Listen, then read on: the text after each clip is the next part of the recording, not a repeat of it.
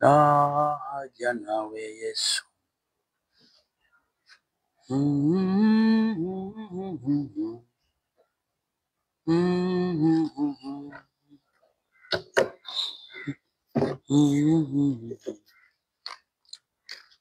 Hawezi mwingine kuniponya Yesu, Yesu nakuhitaji vivyo kila saa, niwezeshe Mwokozi nakujia. Ndugu, nikukaribishe katika kipindi hiki ambacho ni lunch time. Lunch time tunaitumia pia kwa ajili ya wafanyakazi ili kupata fursa ya kusikiliza ujumbe wa neno la Mungu, lakini pia kuifikia dunia yote kwa kupitia mtandao. Bwana Yesu asifiwe. Na jina naitwa Pastor Jacob Masaba, ni mchungaji ambaye Mungu aliniita katika ofisi ya uchungaji, nami nikakubali. Na wakati sasa nataka nimshukuru Mungu, niombe kwa ajili ya kipindi hiki ili tuanze na Bwana na tumalize na Bwana pia. Baba, katika jina la Yesu ninakushukuru kwa ajili ya kipindi hiki cha mchana. Neno lako Bwana lipate nafasi ya kusikilizwa na kupenya katika mioyo ya watoto wako, watu wote ambao wataenda kusikia na kusihi. Roho Mtakatifu, neno lako katie nguvu, katie uweza, ili likaweze kubadilisha maisha ya watu. Mwisho wa siku watu wote wakapate kutengeneza na kukutazama wewe Yesu Kristo. Siku moja utakuja ili uweze kuwanyakua.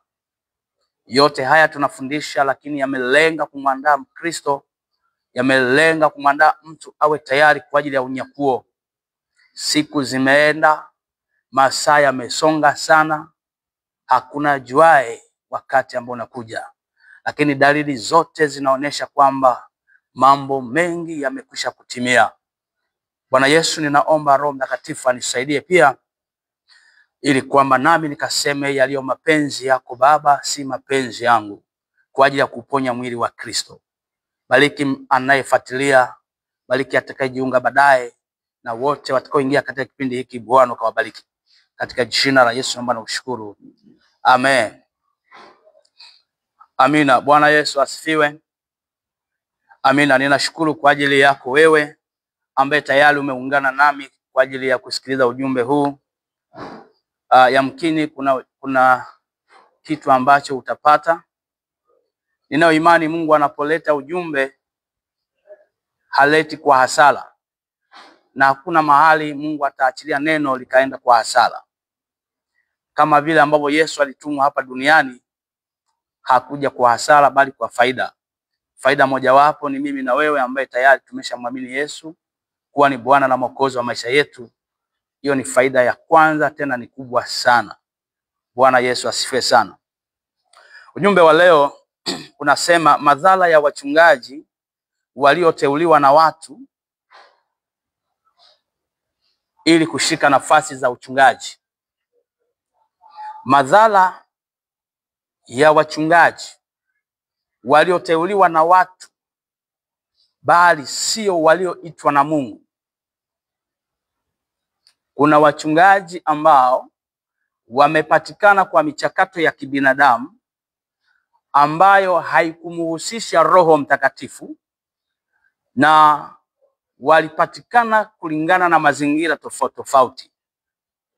Yapo madhara ikiwa hao wachungaji hawakusikia wito, hawakuwahi kumsikia Mungu akiwatuma kwenda shambani, lakini waliwasikia watu waliowafuata. Wapo waliosikia madhehebu yao, wapo waliosikia mabaraza yao. Ziko sababu mbalimbali tutaziangalia hapa. Bwana Yesu asifiwe sana.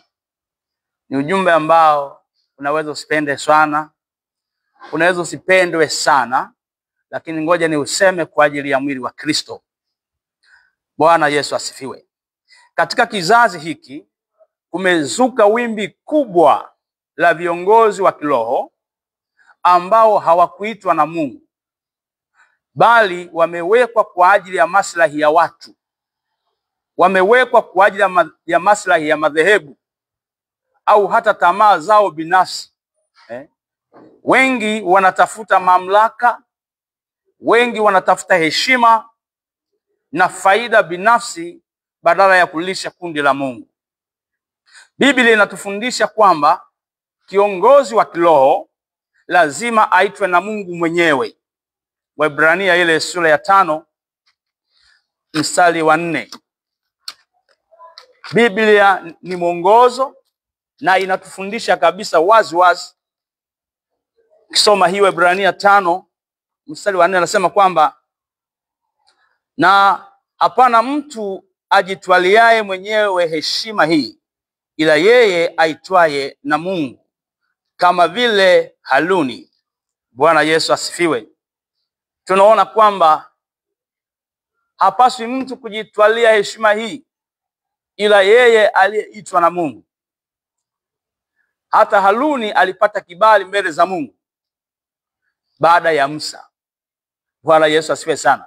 Kwa hiyo tumekuwa na watu wengi ambao wanajitwalia heshima hii ili waitwe wachungaji, ili wachunge kanisa, ili wachunge watu kwa maslahi yao wenyewe bila maelekezo ya kimungu. Bwana Yesu atusaidie sana. Mfano mkubwa ni Sauli. Tunamwona Sauli, watu walimtaka mfalme ili wawe kama mataifa mengine. Kuna wakati jamii inaweza kuhitaji aina ya mchungaji fulani ili waweze kufanania na mazingira fulani wanayotaka wao. Na Mungu aliruhusu kwa hasira, maana waliweka shinikizo wakimtaka Sauli. Wapo wachungaji ambao wamepatikana kwa mashinikizo na ndani ya mashinikizo kuna siri imefichika kwamba huyu akisimama mahali fulani kuna mambo yetu yatapita, kuna mambo yetu yataenda vizuri. Na huyu mchungaji anayepatikana kwa mashinikizo ya watu ama kwa mipango ya dhehebu tu, pasipo kuzingatia wito wa kimungu ndani yake, madhara yake ni kwamba ataingia kwenye huduma kwa kuwahofu na kuwanyenyekea na kuwatii wale waliomweka, bila kuangalia kwamba anapishana na Mungu. Kuna wakati unaona kabisa huyu mtu kwamba alipaswa pengine asimamie haki, anashindwa kusimamia haki, anasimamia misingi ya watu waliomweka. Yesu atusaidie sana, lakini pia na wewe Yesu akusaidie sana. Kwa hiyo sasa, ingawa Sauli hakuwa chaguo la Mungu kimsingi. Ukisoma ile Samueli wa kwanza sura ile ya 8 mstari wa 4 hadi wa 7, utaona mwisho wa Sauli ulikuwa wa fedheha. Mwisho wa Sauli ambaye hakupatikana kwa mpango wa Mungu, kwa kibali cha Mungu, kwa chaguo la Mungu, mwisho wake ni kuanguka, mwisho wake ni kifo cha aibu, kwa sababu hakuitwa kwa mapenzi ya Mungu. Bwana Yesu asifiwe sana. Kwa ninapotoa utambulisho wa somo hili, naomba tuende taratibu ili uweze kunielewa. Mfano mwingine ni wachungaji ambao hawakuitwa na Mungu, ni mojawapo ni hili: kuwa na utaratibu wa madhehebu, kuwapa wamama wachungaji makanisa baada ya wachungaji kufariki. Sina shida kama mama mchungaji ameitwa na Mungu, lakini usimweke mama mchungaji kuwa mchungaji kwenye dhehebu, kwenye kanisa, kwa sababu ya kulinda maslahi ya zaka na sadaka na bahasha za kanisani pale, kwa kusema mchungaji mume wake aliwekeza sana hapa. Ngoja nikwambie, kama kuna kanisa linaweza kusema tunamweka mama mchungaji ili waweze kuendesha maisha. Maana mchungaji aliwekeza sana hapa, ujue kuanzia mchungaji na huyo watakosa mbingu, kwa sababu tunapaswa kuwekeza kwa Mungu. Tunapaswa kuwekeza hazina zetu mahali ambapo hapana uharibifu. Kama unaamini aliwekeza hapa duniani, hakuwekeza kwa Mungu, basi mmepotea njia. Yesu atusaidie sana. Bwana Yesu asifiwe sana. Kwa hiyo, kwa sababu ya wachungaji wawe wa kiume ama wa kike wanaopatikana nje ya mchakato wa kiroho, Mungu hajahusika, wamekuwa sababu ya kulitukanisha mwili wa Kristo. Wamekuwa ni sababu ya kufanya mwili wa Kristo dharaulike, utukanwe na mahali ambapo haukupaswa kutukanwa. Ni watu ambao hawana lamani ya wito. Mtu aliyeitwa na Mungu anayo lamani ya wito, anayo mipaka ya wito, anayo maelekezo ya kufanya.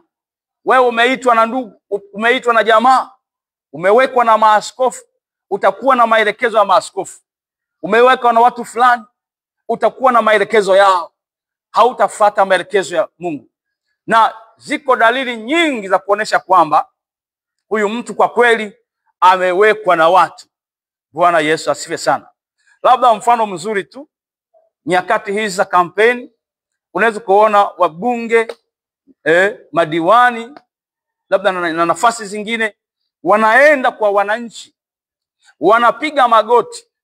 Wengine tumeona kwenye mitandao ya kijamii wanaosha na vyombo.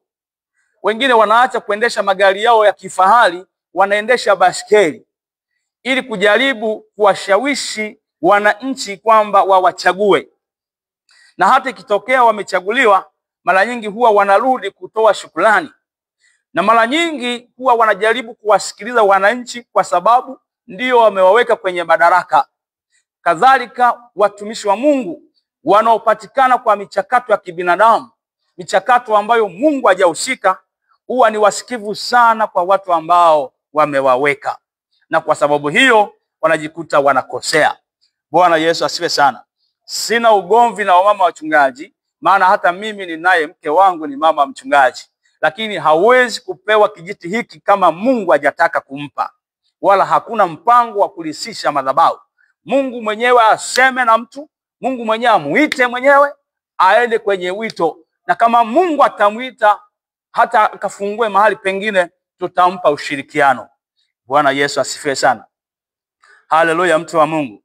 Labda sasa nishuke kidogo niseme kwamba kwa ajili ya maslahi ya kifamilia, kwa ajili ya maslahi ya kidhehebu, kwa ajili ya maslahi ya kifedha, wanabaki kwenye madhabahu, wanatia najisi, kwa sababu hawana wito na wala hawana kibali cha kukaa hapo. Mungu anapomwita mtu anamtengeneza. Hata kama alikuwa mbaya, anamwandaa, anamtengeneza, anakuwa mzuri, anampaka mafuta sawasawa na wito wake. Sasa wewe umeitwa na watu, mtu hawezi kukutengeneza. Umeitwa na askofu, askofu hawezi kukutengeneza. Kama Mungu hajahusika kukutengeneza, askofu hawezi kukutengeneza, wala mimi siwezi kukutengeneza. Bwana Yesu asifiwe sana. Labda tuangalie sababu ya kuwapo wachungaji walioteuliwa na watu. Moja ni shinikizo la watu. Walishinikiza. Ukisoma ile Samueli wa kwanza mstari wa 8-19, utaona kwamba hawa watu walishinikiza, tunamtaka Sauli. Kwa hiyo yapo makanisa, ziko nyumba za ibada zinachungwa na wachungaji ambao wamepatikana kutokana na mashinikizo ya watu. Hiyo jambo la kwanza. Jambo la pili, wapo wachungaji ambao wanachunga kwa sababu wamepatikana kwa njia ya maslahi ya kidhehebu au kikundi, lakini si kusudi la Mungu, kwamba tumweke huyu ili mambo yetu yaende, tumweke huyu ili atusaidie. Bwana Yesu asifiwe sana. Haleluya, haleluya. Lakini pia kundi lingine, sababu nyingine ya wanavyopatikana hawa watu ni uchoyo na tamaa, kutafuta faida binafsi. Uchoyo na tamaa, kutafuta faida binafsi. Na sababu nyingine ya mwisho ambayo nimeorodhesha hapa, kutaka umaarufu na heshima. Mathayo 23 mstari ule wa 5. Wengine wanataka umaarufu, wanataka heshima. Sasa Mungu anatoa angalizo kupitia kinywa changu leo. Anasema, ole wake wewe baba mchungaji unayejiandaa kulisisha mke wako awe mchungaji. Ole wako wewe baba mchungaji unayejiandaa kumlisisha mwanao awe mchungaji kwa sababu ya kulinda maslahi, bila kuzingatia kwamba mambo ya wito anayeita ni Mungu. Bwana asifiwe sana. Si lazima wachunge. Unaweza ukawaandaa wakatumika katika madhabahu, lakini kwa habari ya kuchunga wasubiri kengele ipigwe. Bwana Yesu asifiwe sana. Lazima usubiri kengele ya Mungu iite. Watakapoitika watapewa maelekezo. Tunaona mfano mmoja, mtu mmoja, mwanamke mmoja anaitwa Hana. Alipitia mchakato wa kumpata mtoto. Alipokuja kumpata mtoto, aliweka nadhiri, nitamtoa kwa Bwana. Akamtoa kwa Bwana. Pamoja na kwamba Hana alimpata Samueli kwenye madhabahu, pamoja na kwamba Hana alimbeba mwanae Samueli akampeleka madhabahuni, bado hakutumika madhabahuni. Alisubiri wito wa Mungu, alisubiri sauti ya Mungu. Hata kama tutawaandaa watoto wetu, hata kama tutawaandaa wake zetu, hata kama tutawaandaa watu wengine kwa ajili ya kazi ya Mungu, lakini kazi ya madhabahu inahitaji usikie sauti ya Mungu akikuita. Akaitwa mara ya kwanza, akadhani anaitwa na Eli. Akaitwa mara ya pili, bado hakuelewa, mpaka alipoenda kupata usaidizi kwa kuhani. Bwana Yesu asifiwe sana. Kwa hiyo kumwandaa mchungaji, kuandaa vijana wetu, kuandaa wake zetu, wa mama zetu kwa ajili ya utumishi ni jambo zuri kabisa kabisa. Lakini kwa habari ya kuitwa, kwa habari ya madhabahu, lazima wasubiri sauti ya Mungu. Na kwa mlango huu, kwa madhehebu ambayo yameruhusu mazingira haya, yamepelekea hata wakati mwingine wa mama wachungaji kushiriki kuwaharibu ama kuwaondoa wachungaji ili apate maslahi. Kumbuka, ndoa zina migogoro. Ndoa nyingi zina migogoro. Sasa unakuta ndoa ya mchungaji na migogoro. Mama mchungaji amemkasirikia mchungaji, anaweza kafanya lolote akamuondoa ili aingie pale kwenye kiti cha baba, aanze kukaa na kurelax. Bwana Yesu asifiwe sana. Na watu hao wanapopewa nafasi hawahubiri Injili. Wanapambana kulinda kundi walilolikuta. Wanapambana kulinda maslahi, lakini hawapambani kutafuta maslahi ya Mungu ya kuwaendea wenye dhambi na kuwahubiria habari njema ili watoke huko, ili kundi la Kristo liweze kuongezeka. Wamekuwa ni watu wenye makatazo mengi na vitisho na kusema vibaya madhabahu zingine ambazo zinatumika. Ni watu ambao wanalitukanisha kanisa. Ni watu ambao wanautukanisha mwili wa Kristo. Ninasema nawe ndugu yangu leo, na wewe utakayesikiliza baadaye, kama ni mama mchungaji, umepewa kijiti kwa sababu mume wako alikufa, kwa sababu umekufa wewe akapewa mtoto wako.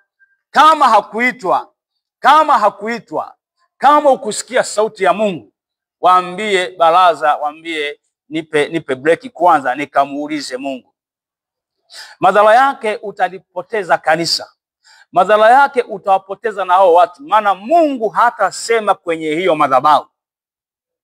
Kwa muda mfupi ambao nimeendelea kumtumikia Mungu, nimeshuhudia nikipokea watu kutoka makanisa jirani. Kila ninapowaombea wanaanguka mapepo, wana maroho machafu. Najiuliza imekuwaje? Kumbe kuna msingi mbaya mahali pale. Siwasemi vibaya wapakwa mafuta wa Bwana, lakini ninataka niweke sawa jambo hili. Mama mchungaji kuwa mchungaji sio shida kama ameitwa na Mungu. Lakini mama mchungaji kuwa mchungaji kwa sababu ya kuwekwa na baraza, kwa sababu ya kuwekwa na maaskofu, hajui miiko na mipaka. Sio mipaka ya kwenda chuo cha Biblia. Kuna mipaka ambayo Mungu anampatia mkuhani atembee nayo. Ngoja nikwambie, wakati Zakaria na Elizabeti wanatembelewa na malaika. Akapewa elimu isiyopatikana chuo cha Biblia. Akaambiwa huyo utakayemzaa atakuwa mnaziri wa Mungu, hata kunywa kileo au sinyolewe nywele. Haya ni maelekezo yanatolewa na Mungu moja kwa moja. Bwana Yesu asifiwe sana. Hayapatikani chuo cha Biblia. Kwa hiyo kumsomesha mtoto wako chuo cha Biblia ni jambo zuri sana. Unamwandaa kwa ajili ya utumishi safi sana. Ukimsomesha mama mchungaji ni jambo zuri sana. Umemwandaa vizuri sana. Lakini kwa habari ya wito, asubiri sauti ya Mungu. Na madhara yanayopatikana mtu akiwa chini ya madhabahu ambayo mtu hakusikia sauti ya Mungu, ndiyo inayoleta mchafuko katika kanisa la leo. Inapotokea wewe unao wito wa kwenda kumtumikia Mungu na unaona Mungu amekusukuma na taa imewaka kabisa kwamba uende, alafu unamwendea kiongozi wako unamwambia, baba au mama, nasikia wito, Mungu ananituma nikatumike. Anakuambia, wewe mambo haya yameanza lini? Mambo haya yameanza lini? Kaa kwanza. Bado unajiuliza, huyu aliyepatikana tu kwa ghafla, yeye alikalishwa benchi mara ngapi? Nikagundua kwamba mtu ambaye hakuitwa hawezi kuyajua maumivu ya watu walioitwa. Bwana Yesu asifiwe sana. Kwa hiyo mtu wa Mungu, hii ni sababu ambazo zinapelekea watu wajiite ili kwamba waweze kutimiza matakwa yao. Lakini kipengele kingine hiki, madhara kwa kanisa na washirika. Yafuatayo ni madhara ambayo yanalipata hilo kanisa. Moja, upungufu wa neno la Mungu. Upungufu wa neno la kweli. Wachungaji wasiokuwa na mwito wa Mungu hawaleti neno la uzima, bali maneno ya kibinadamu, hadithi na siasa. Washirika hubaki na njaa ya kiroho, na mwisho wa siku tumepelekea kuwa na waumini ndani ya kanisa ambao wana wachungaji wengine nje ya kanisa, japo tunawatukana na kuwatisha, maroho mengine hayo mtapata maroho mengine. Huyu ukimpa chakula hata hangaika na wachungaji wa kwenye mtandao. Huyu akishiba hataenda kula kwa jirani. Dawa ya mwenye njaa, mpe chakula. Akila mwanao akashiba. Ushawahi kuona mama mzazi anaponyonyesha mtoto mwenye njaa? Mtoto akishiba analala. Bwana Yesu asifiwe sana. Kwa hiyo ukiona kuna mchakato wa waumini wako kupambana kutafuta msaada nje, ujue chakula hakitoshi, hakitoshelezi. Kwa hiyo sasa, upungufu wa neno la kweli. Halitakuwepo neno la kweli kwa sababu mchungaji hakupatikana kwa njia ya kweli. Soma Amos ile 8. Soma kitabu cha Amos 8:11. Amos 8:11. Kitabu cha Amos 8:11 inasemaje? Inasema kwamba, angalia siku zinakuja, asema Bwana Mungu, ambazo nitaleta njaa katika nchi, si njaa ya kukosa chakula, wala kiu ya kukosa maji, bali ya kukosa kuyasikia maneno ya Bwana. Kwa hiyo kipindi hiki watu wana njaa. Sasa umewafungia mahali na hauna fundisho la kweli, watu watatafuta chakula ili washibe. Na mtu akishashiba, akili yake inawaza sawasawa, akili yake inafanya kazi vizuri. Kwa hiyo umewadumaza watu kwa sababu ya kukosekana neno la kweli. Na madhara namba 2, uharibifu wa maisha ya kiroho. Watu wanapata uharibifu wa maisha ya kiroho kwa sababu wamelelewa katika madhabahu ambayo imeharibika. Yesu alisema mchungaji mzuri hutoa uhai wake kwa ajili ya kondoo, bali wenye kuajiriwa na si wachungaji huwakimbia kondoo. Bwana asifiwe sana. Mchungaji hutoa uhai wake kwa ajili ya kondoo. Ndio maana unaweza kaona kuna changamoto ndogo, maamuzi unayoyafanya ni ya hovyo. Jana nilipata ushuhuda kwa kijana mmoja, shirika mmoja ambaye amehamia mahali hapa kuja kuabudu hapa. Amesikia msukumo kwamba aje abudu mahali hapa. Yeye ni baba na ana mke na watoto. Akaenda pia akamshirikisha mke wake kwamba, mke wangu, ninaona sasa tuabudu mahali hapa. Kwanza ni jirani, lakini pia chakula ni kizuri. Amejiridhisha kwa muda mrefu, amefanya utafiti kwa muda mrefu, akaona hakika hapa ni Kristo anahubiriwa. Yeye akaenda kuaga. Mke wake akaenda kuaga. Mke wake akajibiwa, akamwambia hapana, hiyo haiwezekani. Haiwezekani uende hapo. Kama mume wako ameamua kubaki hapo abaki, lakini wewe usiende. Hata kama ndoa ivunjike na ivunjike tu. Mchungaji anasimama madhabahuni, anasema haruhusu mke wa mtu kumfuata mume wake mahali ambapo wameona wanaweza kulelewa. Anasema hiyo ndoa kama kuvunjika na ivunjike. Hapa ndipo anapopata shida. Ninapoanza kurudi nyuma kwamba mwivi haji ila aibe na kuchinja, lakini mimi nalikuja ili muwe na uzima kisha muwe nao tele. Bwana Yesu asifiwe sana. Ukiona kuna mahali ndoa inataka kuchinjwa, maana kuna dalili ya mwizi amekuja. Kwa hiyo natoa tahadhari sana, watu wa Mungu, tutatoa hesabu siku ya mwisho. Haleluya, haleluya. Wafundishe watu kweli iwawekwe huru, lakini mahali pa kuabudu wataamua kwa sababu wana akili. Haleluya, haleluya. Na wakikuaga waruhusu. Mimi mshirika akiniomba, akiniaga, ninamruhusu. Namwandikia na barua. Tena ikiwezekana nawasiliana na mchungaji yule na barua ataikuta kule. Maana nikimwandikia barua yeye anaweza kaichakachua. Namuuliza unahamia wapi? Nahamia sehemu fulani. Na kuandikia barua, alafu nawasiliana na mchungaji, namtumia kwenye WhatsApp. Na taarifa zako zote zinatangulia kwa mchungaji. Maana usije ukahama hapa au unahama kwingine umeficha CV yako mbaya. Ninaituma kama ilivyo ili ukasaidiwe, sio kukuaibisha, ili usaidiwe huko unakoenda, ili usije ukanilaumu. Na mimi nimemwomba Mungu kwamba nitoe product nzuri. Yeyote anayetoka hapa akahamia popote, iwe alama ya kwamba ametoka kwenye madhabahu ya kweli, ametoka mahali ambapo amelelewa, amefundishwa, akafundishika. Bwana Yesu asifiwe sana. Kwa hiyo hili ni jambo ambalo haliko sawa. Kwa hiyo Yesu alisema mchungaji mzuri hutoa uhai wake kwa ajili ya kondoo. Huwezi kutamka ndoa kama ni ndoa ife tu, lakini usiende huko kagundua kuna shida mahali. Bwana saidi sana. Yohana sura ya 10 mstari ule wa 11 na wa 13. Hilo talipata hapo. Haleluya, haleluya. Lakini wachungaji wa kibinadamu huwa wanafanya mambo kwa jinsi ya kimwili, maana hawana miongozo ya kiroho. Changamoto ya tatu inayowapata watu ama kanisa, uasi na maangamizi.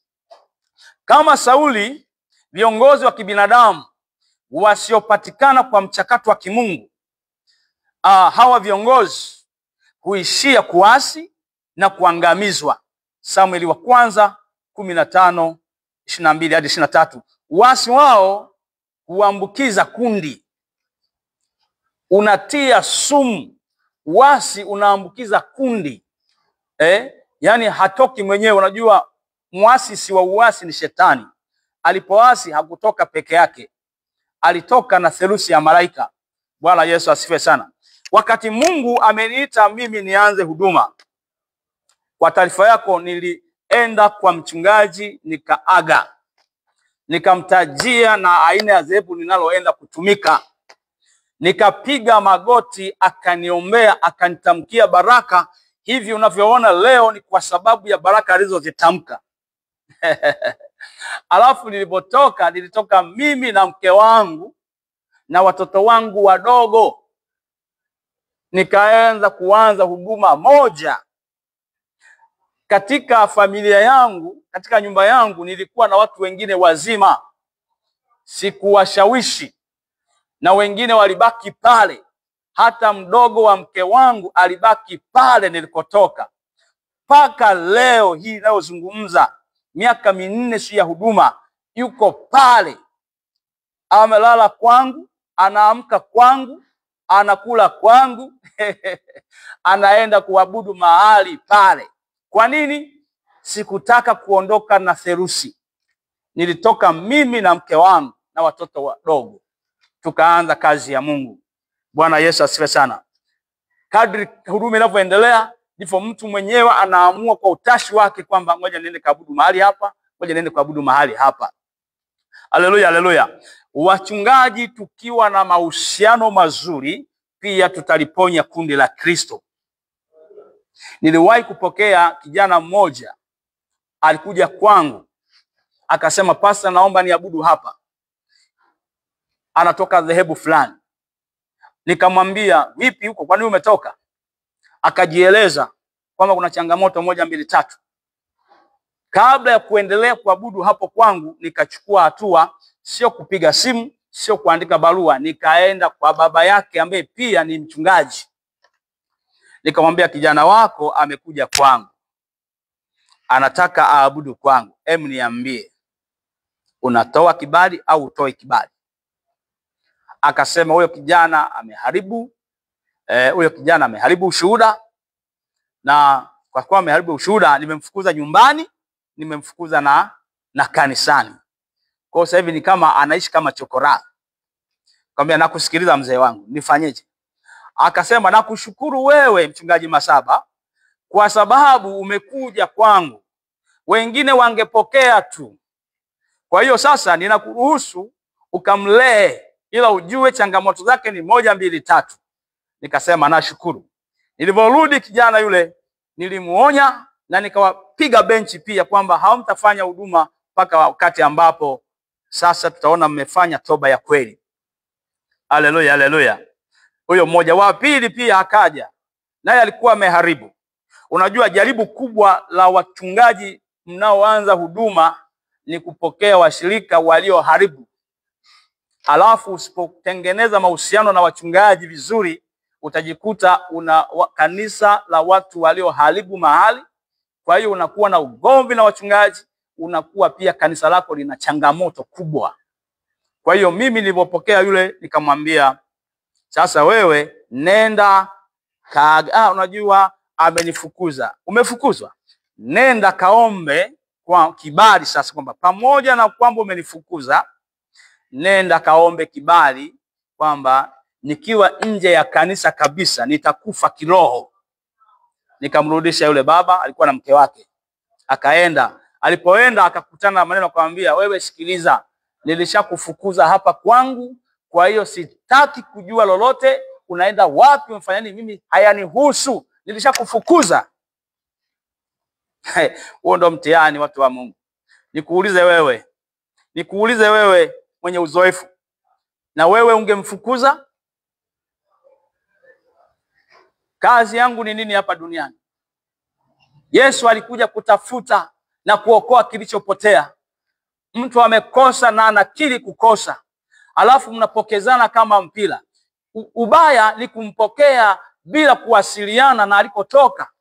Kama umefanya mawasiliano na amejibiwa majibu yasio mtukuza Mungu, mweke benchi. Asipewe cheo, asipewe nafasi, asipewe huduma, aangaliwe kwa muda, akae pale, ili wakati unamuomba Mungu namuuliza na kuweza kumsaidia, ili mwisho wa siku arudi. Na habari njema, pamoja na kwamba hao watu walijibiwa vibaya, nikapigwa vita ikainuka, anapokea watu waliofukuzwa. Matangazo yakaenea mji mzima, harufu ikaharibika hapa, hali yao ikaharibika. Lakini habari njema, baada ya muda vijana wametengenezwa, wababa wametengenezwa, wamekuwa wazuri, na sasa wamerudi kwao wakiwa safi na wanatumika kwenye madhabahu. Niambie sasa, kama ningewakataa? Niambie sasa, kama ningewakataa hawa watu wangekuwa wapi? Kwa hiyo pia mchungaji aliyeitwa anajua kupokea na anajua kupoteza. Yesu anatoa hesabu, anasema hao ulionipa hao ulionipa, hawa 11 hawa hapa, nimewalinda, nimewaombea, nimewatunza, isipokuwa mwana wa upotevu, isipokuwa Yuda Iskarioti, mwana wa kupotea. Haleluya, watu wa Mungu. Kwa wapo wanaopotea, lakini wapo wanaobaki. Lakini pia unaopoteza ujue namna ya kuwapoteza. Bwana tusaidie sana. Sasa napoangalia haya madhara, twende zara hili linalofuata, kwamba ukosefu wa maongozi ya Roho Mtakatifu, kanisa kuendeshwa kwa akili za kibinadamu, umejaza washirika wasio na Roho Mtakatifu, umejaza washirika kwa kufariji kwamba sio lazima unene kwa lugha. Sikiliza, kunena kwa lugha ni ishara, lakini Roho Mtakatifu anatakiwa awepo kwa kila mshirika. Kila anayeabudu hakikisha na Roho Mtakatifu. Hatua ya pili ndipo atanena. Maandiko yanasema mtu anayenena kwa lugha na anajiboresha mwenyewe. Kwa hiyo sio kesi kwangu, anakuwa anajiboresha. Bwana tusaidie sana. Lakini kuwa na Roho Mtakatifu na kunena ni vitu viwili, lakini hiki kinatambulisha kwamba kuna kitu ndani. Haleluya, haleluya. Bwana Yesu asifiwe sana. Sasa kanisa kuendeshwa kwa akili za kibinadamu, si kwa Roho Mtakatifu. Hapo ndipo migawanyiko inatokea, magomvi yanatokea, kupoteana kunatokea, kupotea kwa maono kuanza. Misali ile 29 mstari wa 18, Misali 29 mstari wa 18, yes, 29:18, maandiko yanasema, pasipo maono watu huacha kujizuia, bali anaheri mtu yule aishikae sheria. Bwana Yesu asifiwe sana. Kwa maono yanapovurugika, watu wataacha kujizuia, na watu wakiacha kujizuia, kinachotokea mwili unashika hatamu. Mwili ukishika hatamu, matendo ya mwili yataonekana. Watu wanazini ndani ya kanisa, watu wanaharibiana ndani ya kanisa, matendo ya mwili yatakuwa dhahiri, na huwezi tena kuikemea dhambi kwa sababu unawataka watu na vitu. Bwana tusaidie sana. Dhambi hazikemewi kwa sababu watu wanataka vitu vya watu. Nikimkemea nitampoteza. Ni dalili ya kwamba huyu mchungaji hakuitwa, aliwekwa na watu. Ni ishara kwamba huyu hakuitwa, na kama aliitwa, huenda hapo katikati ameiacha njia. Bwana Yesu atusaidie sana. Haleluya, haleluya. Changamoto nyingine au madhara mengine, uchafuzi wa madhabahu. Mchungaji ambaye hakuitwa na Mungu amepatikana kwa mabaraza, mume wake amefariki, kesho anapewa uchungaji, anakaa kwenye madhabahu, hakuwahi kuisikia sauti ya Mungu. Hawezi kuwa na maumivu na kondoo, hawezi kuwa na huruma na kondoo, hawezi kuwa na msukumo wa kutafuta roho zilizopotea. Yeye kazi yake ni kulinda waliopo ili atunze ugali wake. Kazi yake ni kulinda waliopo ili kipolo kiwepo. Kwa hiyo yuko tayari kutengeneza maneno machafu, kutukana madhabahu zingine zote ili ionekane ya kwake ni ya maana na watu wake wabaki pale. Umewatia uzezeta, na siku ya mwisho utatoa hesabu ya kuwapa uzezeta hao waumini walioko mahali pako. Yesu atusaidie sana.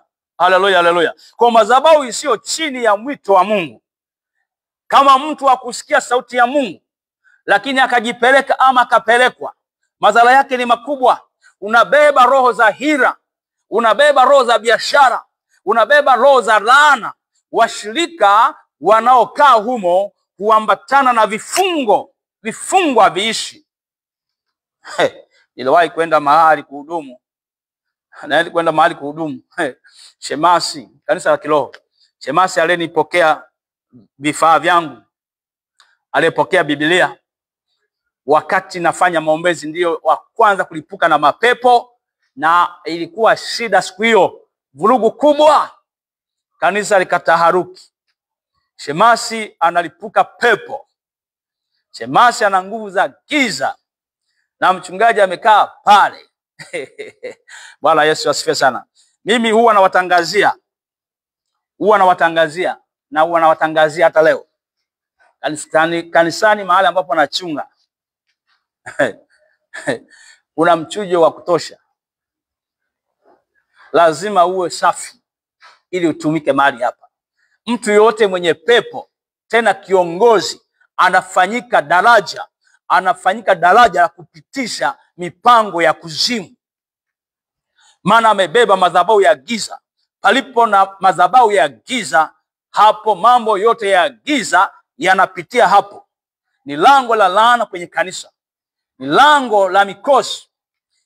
Ngoja nikwambie, mchawi, shetani akitaka kufanya kitu ndani ya kanisa, anaangalia mtu ambaye hana Yesu, ana giza, anaweka vitu vyake kupitia huyo, vinaanza kusambaa, vinaanza kuenea. Bwana Yesu asifiwe sana. Kwa hiyo uchafuzi wa madhabahu, kinachopigiwa mbiu hapo ni mambo ya biashara. Wenye fedha, wenye vitu kusaminiwa, wasio na kitu hawawezi hata kupewa ushemasi, hawawezi hata kufuta kiatu cha mchungaji, wasije wakakitoboa wakashindwa hata kupeleka kwa fundi. Hapo mwili umetawala, biashara imetawala.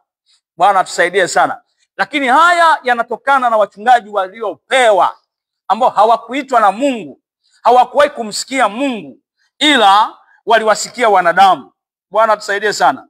Ni mbaya sana, ni mbaya sana kuitwa na watu. Ni mbaya sana kuitwa na wanadamu, alafu kawaitikia wanadamu, kwa sababu utawasikiliza hao. Kama Mungu alikuita, ungemsikiliza Mungu. Bwana tusaidie sana. Haleluya, haleluya.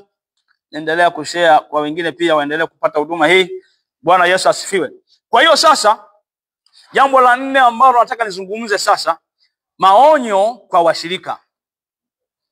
Msikimbilie kila madhabahu. Si kila kiongozi unayemuona ni kiongozi wa Mungu. Maandiko katika waraka wa kwanza wa Yohana sura ya 4 mstari wa 1 inasema, jaribuni hizi roho muone kama zinatokana na Mungu. Kaa kwenye malisho ya kweli. Tafuteni mchungaji mwenye wito wa Mungu, anayeishi neno, si njaa na faida. Si njaa na faida. Usiweke imani kwa mwanadamu. Yeremia 17:5. Ukiweka imani kwa mwanadamu unalaaniwa. Unang'ang'ana kubaki hapo, wakati unajua huyu hajaitwa na anatumika kwa namna ya mwili na Roho Mtakatifu hayupo. Madhabahu imechafuka, lakini umekaa hapo, utaangamia wewe pamoja na anayekuchunga. Ole wako, kwa sababu umesikia na unayo akili ya kuelewa na unao ufahamu wa kuweza kupambanua mambo. Fanya uamuzi sahihi leo. Bwana asifiwe sana. Lakini jambo lingine, tafuta ushuhuda wa Roho. Mungu atakuthibitishia kama ni madhabahu ya haki. Kama unaona na Roho Mtakatifu, muombe Mungu, muulize, mahali hapa nilipo ni mahali sahihi, ni mahali salama? Atakwambia. Bwana asifiwe sana. Ngoja nikwambie mifano ya kimaandiko. Sauli aliitwa na watu, mwisho wake ulikuwa ni fedheha. Na mchungaji aliyepewa, kwa sababu mume wake amekufa, akapewa uchungaji ili alinde bahasha na mafungu ya 10 yanayopatikana kanisani, na yeye amejiandaa kumwachia tena mwanae madhabahu ili alinde zaka, alinde mafungu ya 10 na fedha. Hapo pameoza. Mungu amekaa pembeni. Mungu akimwita mtu anamsemesha na anakupa uelekeo. Sasa nyinyi mnapeana. Ole wenu, kwa sababu masaa yamehesabika. Mauti iko mlangoni. Narudia, mauti iko mlangoni. Si kwamba Mungu anapenda. Mungu hapendi kuona watu wanakoseshwa kwa sababu za kifamilia. Mnapokezana madhabahu kama jambo la kifamilia. Mnapokezana madhabahu kama jambo la kiukoo. Mnapokezana madhabahu kama ni jambo la kidhehebu. Mtu aitwe, aitike, alafu apewe maelekezo na Mungu, ndipo aende kwenye wito. Haleluya, haleluya. Naamini unanielewa. Ngoja niseme hivi. Sauli aliitwa na watu, mwisho wake ni fedheha. Samueli wa kwanza ile 31:4. Lakini pia Yeroboamu aliweka makuhani wake wa sanamu, taifa lote likaingia dhambini. Unaweza ukakoseshwa na huyu mtu kwa kuweka watu wasio na sifa, kwa kuweka ibada za sanamu ndani ya ibada, taifa zima likaingia kwenye dhambi. Lakini pia Yesu ni mfano wa mchungaji aliyeitwa na Baba, aliyeitwa na Baba, si ndio? Aliyeutoa uhai wake kwa ajili yetu. Ngoja nikwambie, Yesu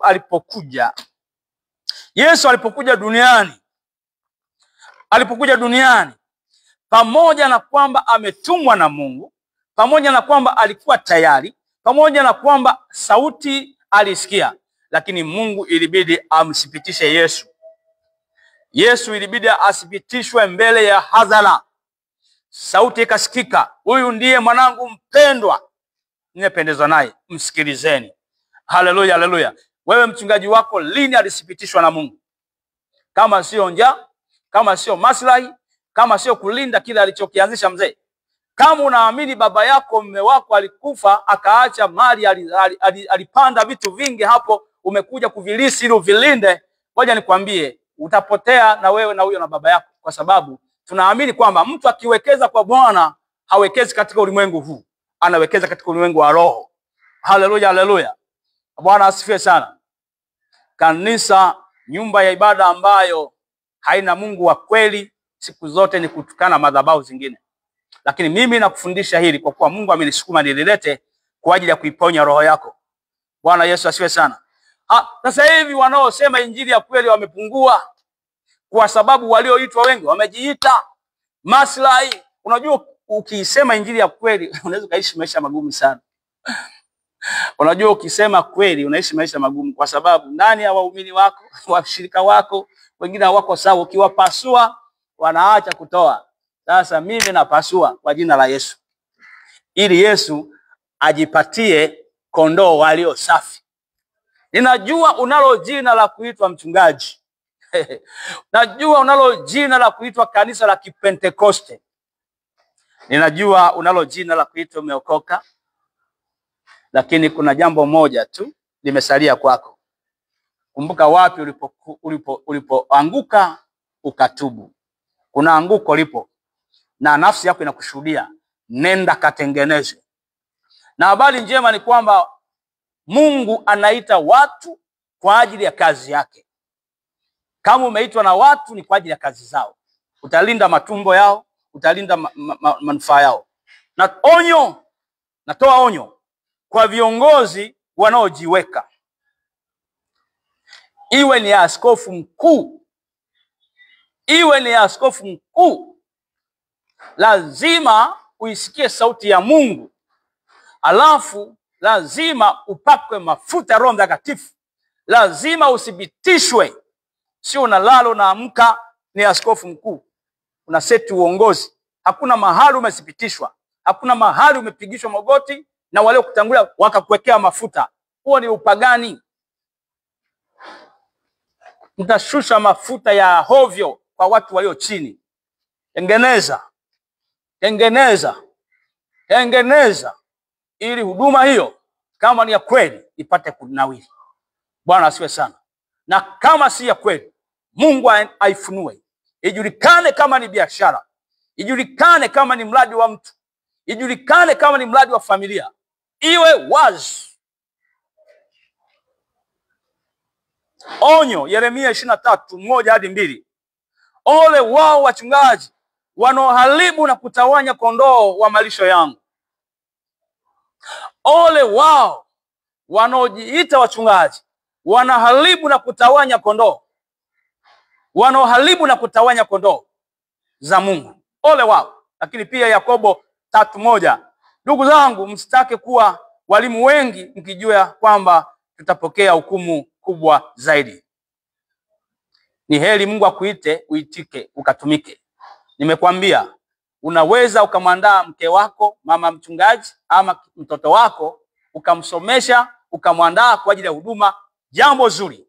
Lakini kwa habari ya kuwa kuhani, lazima aisikie sauti ya Mungu. Nasema haya na mimi ninaye mke. Naweza nikamwandaa kwa kadri nitakavyoweza kwa ajili ya utumishi. Atahufundisha neno, atahubiri neno, lakini kwa habari ya madhabahu Mungu mwenyewe amwandae na amuite amthibitishe. Mimi sina kibali, sina mahali pa kumthibitisha. Asifiwe sana. Kwa usiyafanye makanisa, usifanye nyumba ya Mungu kama ni familia yenu. Usifanye nyumba ya Mungu kama ukoo. Usifanye kama ukoo. Ngoja nikwambie, hata Eli alikufa, Samueli anakuja kuwa kiongozi wa kiroho wakati huyu mzee amezeeka Eli na watoto wake wapo. Kwa nini huyu Eli akuwaingiza watoto wake watumike pale? Matoto yake yalikuwa majizi, yalikuwa anafanya zinaa ndani ya nyumba, yanaiba vitu vya madhabahu. Alafu hayo leo unamsemesha leo huyu kwanza leo atakuwa ni mchungaji. Unachunga nini? Atakuwa ni mchuuzi, sio mchungaji. Bwana Yesu asifiwe sana. Haleluya, haleluya. Hizi injili ni nzuri na ni tamu sana kwa walio na njaa. Kwa walio shiba haziwafai sana. Haleluya, haleluya. Mwisho wa mafunzo. Mwito wa kweli wa Mungu unaleta wokovu, uzima na baraka. Mwito wa kibinadamu unaleta uharibifu, dhambi na mauti. Chunguza makanisa yanayochungwa na watu wasioitwa. Wanaongoza kwa makatazo, wanaongoza kwa matamko, wamemezeshwa sumu mbaya juu ya madhabahu zingine, wanachungwa kibinadamu, mwito wa kibinadamu. Lakini mwito wa kimungu unaleta wokovu, unaleta uzima, unaleta baraka. Haleluya, haleluya. Lakini kanisa lazima liombee wachungaji wake, liwe makini kuwatambua nani amewekwa na Mungu, na ili ujue unapokaa hapo. Lakini washirika wanapaswa kukimbia madhabahu zisizo za mwito wa Mungu ili wasishiriki dhambi na hukumu. Mshirika yeyote atakayebaki kwenye madhabahu ya mtumishi anasema ni mtumishi wa Mungu ambaye hakuitwa na Mungu, anashiriki dhambi na atakuja kuhukumiwa. Ole wako. Unayo nafasi ya kukimbia, unayo miguu ya kukimbia. Yusufu akasema hapana, sitatenda uovu huu Bwana wangu, siko tayari kumkosea Mungu. Akakimbia. Ikimbieni zinaa. Zinaa ni dhambi kama dhambi zingine. Kimbia kwa jina la Yesu. Haleluya, haleluya. Ninapofika kwenye hitimisho nasema hivi, Mungu ana kanisa lake na yeye ndiye anayechagua chombo chake. Mtu asipoitwa na Mungu akijipeleka, matokeo yake ni maangamizi. Mtu asipoitwa na Mungu akijipeleka, matokeo yake ni maangamizi.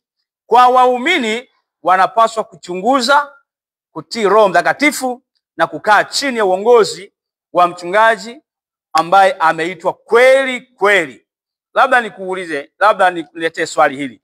Je, wewe unakaa chini ya madhabahu yenye wito wa Mungu au yenye wito wa kibinadamu?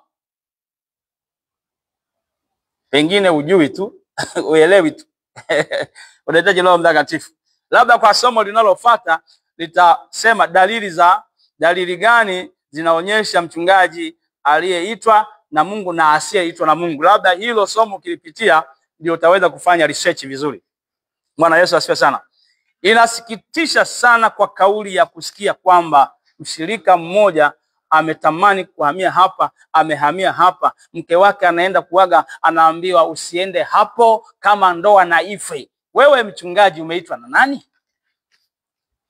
Unaruhusu ndoa ife, alafu mwanamke huyu umuite mjane, utampa chakula, utampa nini? Kuna vingine huwezi kumpa, anatakiwa apewe na mmewe. Tayari hii ni dalili ya kwamba kuna roho chafu, kuna roho ya uharibifu mahali hapo. Na Mungu amenituma kwa msisitizo. Acha kuchafua kazi ya Mungu. Acha kutenganisha ndoa za watu. Siku zimehesabika. Wa kushoto atakaa kushoto, wa kulia atakaa kulia. Kila mmoja hubiri injili na atembea kwenye mipaka ya wito wake. Kama umeitwa na wanadamu, utaishia kukwaza kanisa. Bwana Yesu asifiwe sana. Nikushukuru sana wewe ambaye umetumia muda wako vizuri. Huu ni muda ambao nauita lunch hour. Naita lunch hour with word of God. chakula kizuri sana cha mchana, chakula cha neno la Mungu. Kwa kama umebarikiwa, unaweza ukatoa comment. Toa comment hapo, zungumza hapo. Bwana Yesu asifiwe sana. Lakini pia ukiweza kuchangia gharama za kuruka hewani, namba ya simu iko hapo. Unaweza kuchangia kwa hiari yako, kwa moyo wa kupenda. Changie, uwe huru kabisa. Wito sio kijiti cha kupokezana. Heri ya kupokeza watoto wake. Bwana asifiwe sana. Wito usiufanye kama ni program ya wanadamu, ni program ya mbinguni. Ngoja nimshukuru Mungu kwa ajili yako. Baba, katika jina la Yesu, ninakushukuru kwa ajili ya ujumbe huu ambao umewachilia leo kupitia mimi, na ujumbe huu unaishi tena, upo hai. Hakika umelenga kuliponya kanisa, umelenga kuponya mwili wako. Ninakuinulia sifa na utukufu kwa sababu umesema na maelfu na maelfu ya watu walioko Tanzania na nje ya Tanzania. Ujumbe huu ukawasaidia watu wengi, ukawajenge na kuwainua. Asante kwa sababu utaweka akili kwa kila aliyesikiliza, na utampa neema Roho Mtakatifu akaweze kupambanua, ajue je, yuko chini ya madhabahu ambayo mchungaji ameitwa na Mungu ama amewekwa na watu ili kulinda maslahi ya jimbo, kulinda maslahi ya kanda, kulinda maslahi ya taifa. Bwana Yesu, wasaidie watu wako hawa wasishiriki dhambi hii, wasishiriki dhambi na hukumu hii. Ukawaepushe, maana neno lako linapokuja linatoa njia, solution. Aliyepo katika shida hii ajiepushe, akutazame wewe Yesu. Naomba haya nikiamini katika jina la Yesu aliye Bwana na Mwokozi wa maisha yangu, nasema amen. Yesu akubariki sana. Mungu akubariki sana. Tumefikia tamati. Tukutane tena hapo baadaye. Bye.